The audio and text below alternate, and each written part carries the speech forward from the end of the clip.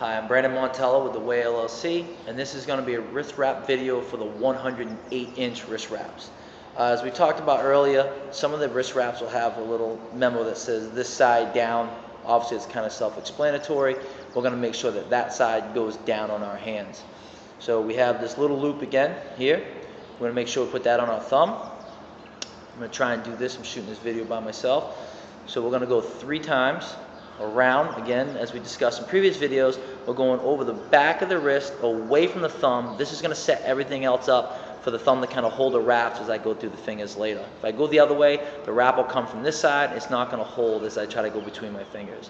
So the best I can do to show you, we're going to go 3 times around the wrist, 2. On the 3rd time, we're coming back across the hand, making an X, because we're going this way, and eventually we're going to come back. So I'm going to go 2 times around the knuckles. Keep the fingers spread. This ensures that the wrist wrap's not too tight when I close my hand. So that way when my hand tries to expand, the wrap won't be too tight. So I keep my fingers spread. So now I'm coming back across the wrist. That's creating that X pattern. Then I'm going to go around the wrist 1 more time. From there, this is where the thumb is kind of catching. If you can see that, it's catching the wrist wrap for me to go between my fingers. You see it's coming under my hand. So it's going to go under that hand. It's going to come back up, catch it on the thumb between the next set of fingers. As you see, it's kind of going between my fingers over the back of the hand. Then it's going to go between the next set of fingers. Again, going between the fingers over the back of the hand. And you see I've got all that mess that I got to kind of tie in. That's just there. So as I come back over the wrist again, I'm going all the way back up around the hand. I'm crossing over the wrist, going around the hand, and I'm tying all that in. I just locked all that into place.